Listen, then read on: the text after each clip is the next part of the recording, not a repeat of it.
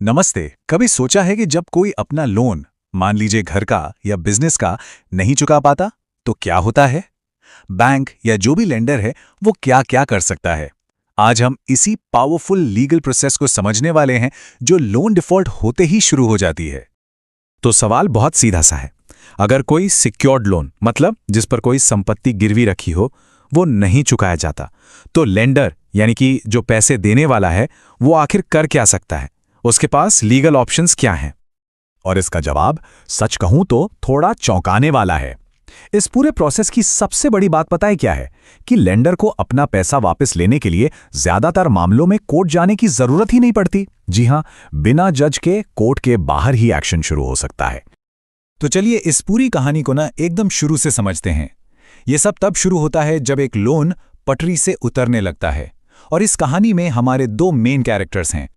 पहला है secured creditor, यानी सुरक्षित ऋणदाता। सीधे शब्दों में कहें तो ये वो बैंक या फाइनेंशियल इंस्टीट्यूशन है जिसने कोई प्रॉपर्टी गारंटी के तौर पर रखकर लोन दिया है।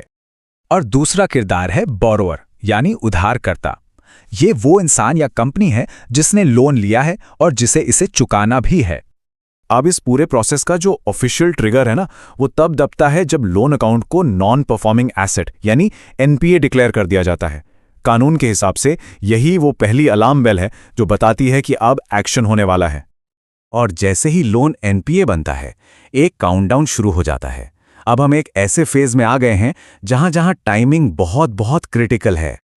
और ये मैजिक नंबर है 60। जी हां, लेंडर जो है वो बोरोवर को एक रिटन नोटिस भेजता है और उसे पूरा कर्ज चुकाने के लिए 60 दिन का वक्त देता है।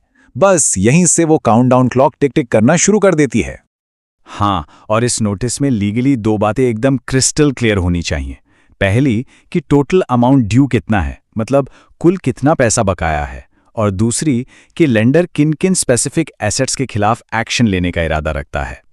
और यहाँ एक बहुत ही इंपॉर्टेंट पॉइंट आता है। जैसे ही बोरोवर को ये नोटिस मिलता है ना, उस पर तुरंत एक लीगल रिस्ट्रिक्शन लग जाता है। अब वो लेंडर की रिटन परमिशन के बिना नोटिस में बताई गई प्रॉपर्टी को ना तो बेच सकता है, ना लीज पर दे सकता है और ना ही किसी भी तरह से ट्रांसफर कर सकता है। तो सवाल यह है कि इन 60 दिनों के दौरान बोरोवर के पास क्या ऑप्शंस होते हैं। ये स्टेज उसे अपनी बात रखने का एक, कह सकते हैं कि एक लिमिटेड मौका देता है। देखिए, कानून बोरोवर को एक चांस देता है।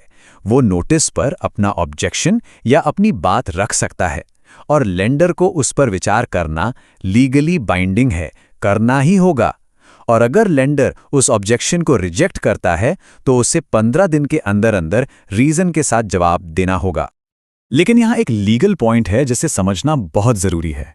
लेंडर से यह जवाब मिल जाने का मतलब यह बिल्कुल नहीं है कि बोरोवर को फौरन किसी रिकवरी ट्रिब्यूनल में जाकर इस एक्शन को चैलेंज करने का अधिकार मिल गया है।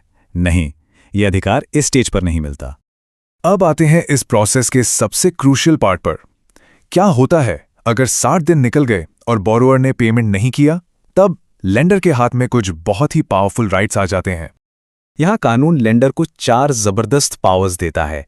वो सिर्फ प्रॉपर्टी पर कब्जा करके उसे बेच ही नहीं सकता, बल्कि अगर चाहे तो बोरोवर का पूरा बिजनेस ही अपने कंट्रोल में ले सकता है।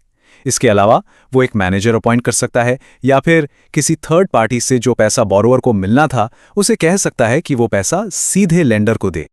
और मान लीजिए कब्जा लेने में कोई दिक्कत आ रही है तो लेंडर के पास एक और तुरुप का इक्का होता है, डिस्ट्रिक्ट मैजिस्ट्रेट। जी, वो डीएम से मदद मांग सकता है और डीएम कब्जा दिलाने के लिए जरूरी फोर्स का, मतलब पुलिस बल का भी इस्तेमाल कर सकता है। और सबसे बड़ी बात, इस मामले में मजिस्ट्रेट के एक्शन को किसी भी कोर्ट में चैलेंज नहीं किया जा सकता। ठीक है, तो प्रॉपर्टी पर कब्जा हो गया, उसे बेच भी दिया गया।